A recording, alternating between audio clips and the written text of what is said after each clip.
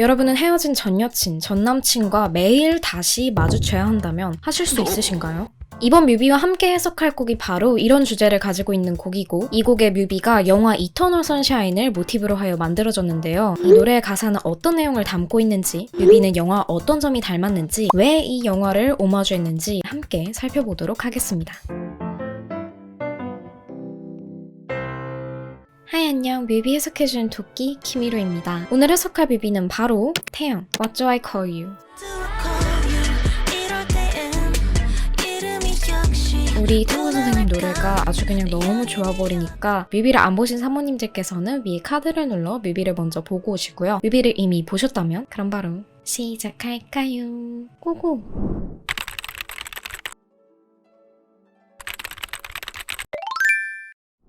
우선 전 이 뮤비를 보는 순간 심장이 좀 뛰었습니다. 왜냐면 이터널 선샤인이 제가 제일 좋아하는 영화거든요. 아마 10번 넘게 보지 않았을까요? 그렇다면 이 영화가 무슨 내용인지부터 알고 가야겠죠? 사실 전체적인 줄거리 자체는 매우 간단합니다. 미셸 공드리 감독의 이터널 선샤인은 연인인 클레멘타인에게 갑자기 이별을 통보받은 주인공 조엘이 기억을 지워주는 병원 라쿠나사를 찾아가고 기억을 지워나가는 과정에서 일어나는 일에 대해 그린 영화입니다. 여기에서부터는 조금 스포일 수 있는데요. 영화 초반을 보면 사실 클레멘타인이 조엘에 대한 기억을 먼저 지웠고, 그 사실을 알게 된 조엘도 똑같이 라쿠나사에 찾아가 클레멘타인에 대한 자신의 기억을 지운다는 것이 영화 초반부의 내용입니다. 뮤비에서는 영화의 전체적인 내용을 다루기보다는 조엘이 이별을 통보받고 그 충격으로 클레멘타인에 대한 기억을 지우러 라쿠나사에 방문한 후 기억을 지우는 그 과정과 기억이 모두 지워지고 눈을 딱 뜬 그 순간까지만을 그린 것으로 보여요. 그렇다면 어떤 점들이 닮았는지 한번 확인해 보겠습니다.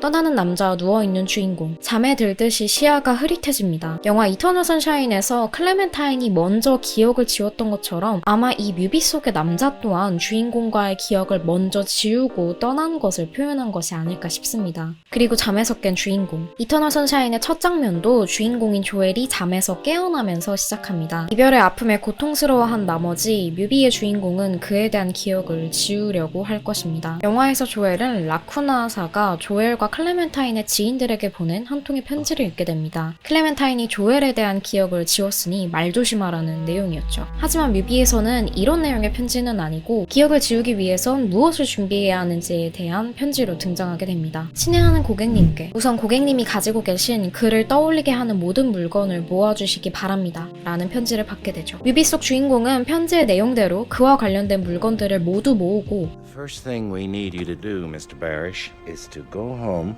and collect everything you own that has some association with Clementine. 편지를 보낸 병원에 찾아갑니다. 아마 이곳이 영화에 나온 기억을 지워주는 병원, 라쿠나겠죠? 영화에서도 조엘이 라쿠나사에 처음 도착하여 대기할 때 양 옆에 앉아있는 사람들을 보며 이들도 모두 아픈 기억을 지우기 위해 왔다는 것을 짐작할 수 있는 장면이 등장합니다. 개와 관련된 물품을 가지고 슬퍼하는 이 인물은 아마 죽은 반려견에 대한 기억이 너무 고통스러워 이를 지우기 위해 온 것이겠죠? 뮤비에서도 이러한 연출이 유사하게 등장합니다.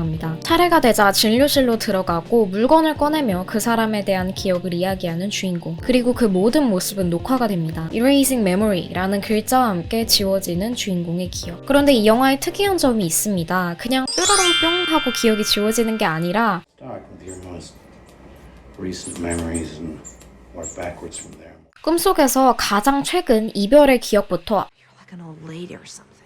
What are you like? A wino? A wino? I'm sorry, okay? Clem, I didn't mean it, alright? Look at it out here! It's all falling apart! I'm erasing you and I'm happy! You did it to me first! You, Joel! It's you who can't commit to anything. it's No going, idea how it's going, lucky you are. it's going. I'm interested in you.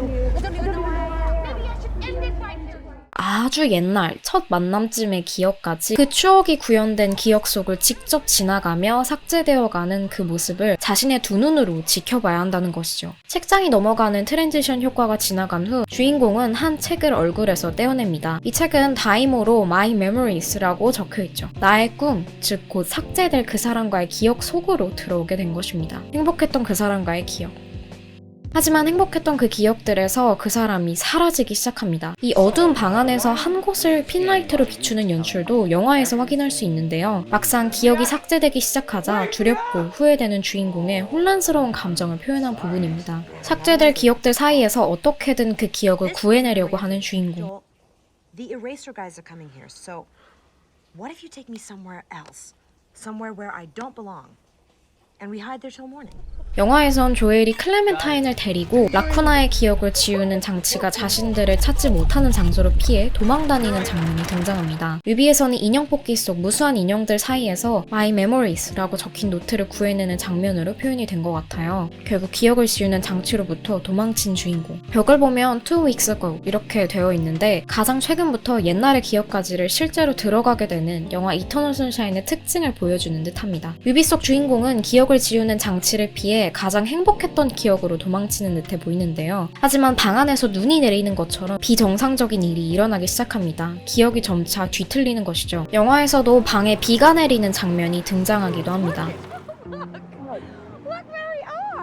결국 도망치는 것을 포기한 채 기억의 복도 끝 마지막 장소에서 그와 삭제될 것을 겸허히 기다린 주인공은 잠에서 깨어나고 그에 대한 모든 기억이 지워지며 뮤비는 끝나게 됩니다.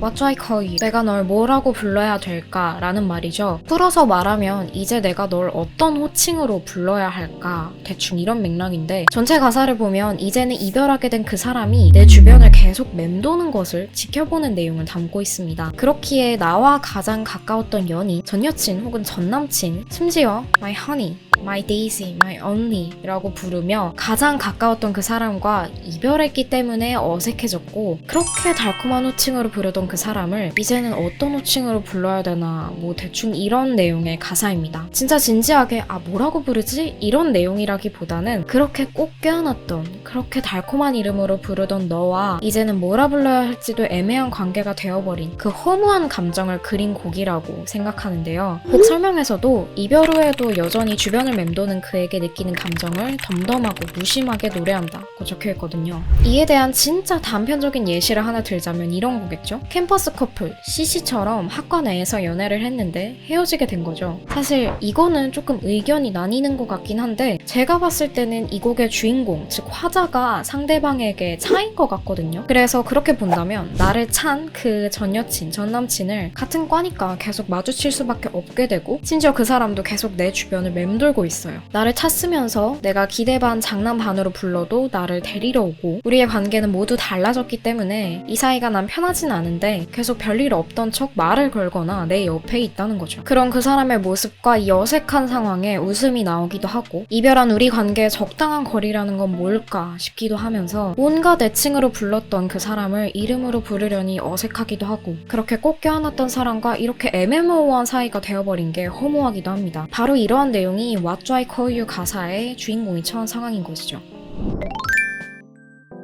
그렇다면 여기에서 이 가사와 이터널 선샤인이 무슨 관계일까 싶을 수도 있을 거라 생각합니다. 사실 이 영화 이터널 선샤인의 후반부에는 큰 반전이 있습니다. 여기 스포일러가 있으니까 영화를 안 보신 분들은 조심하세요. 이터널 선샤인의 두 주인공은 서로에 대한 기억을 지웠지만 기억이 지워진 그 상태에서도 결국 다시 또 만나 사랑에 빠지게 되고 Do I know you?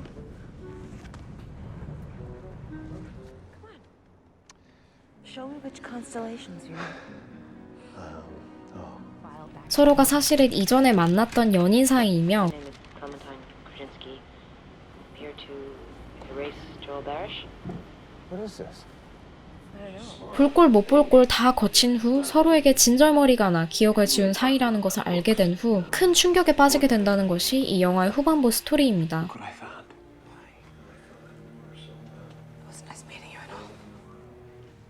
하지만 이 영화의 결말은 어떨까요? 서로가 이미 만남과 사랑, 그리고 이별을 모두 겪었던 사이라는 것을 알면서도 이 둘은 다시 사랑을 시작할까요? Okay.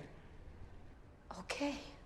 네, 사랑을 시작합니다. 그렇게 이별한 후에도 서로를 떠나지 못하고 맴도는 What Do I Call You 가사 속 둘의 관계를 기억을 지운 후에도 서로에게 자꾸 이끌리게 되는 조엘과 클레멘타인의 관계에 빗대며 이 둘도 결국 다시 사랑을 시작하게 될 것이라는 암시를 하는 게 아닐까 싶습니다. 그렇게 이 영화를 오마주한 것이 아닐까라는 생각이 들기도 하고요. 사모님은 어떠신가요? 만약 사모님이라면 이러한 상황을 어떻게 대처하실 건가요? 헤어진 연인, 심지어 나를 찬 사람과 매일 마주치기, 내 주변을 맴돌고 별일이 없었던 것처럼 말을 걸고 나를 찾으면서 이별 후에 내가 불러내도 쉽게 데리러 오는 이 상황. 여러분은 이 곡의 주인공처럼 담담해질 수 있을까요? 혹은 영화 이터널 선샤인의 주인공들처럼 다시 사랑할 수 있을까요? 사모님의 생각을 댓글에 알려주세요. 재밌게 보셨다면 좋아요, 그리고 구독과 함께 우리 다음에 또 만날까요? 그럼 오늘은 여기까지. 저 갈게요. 안녕.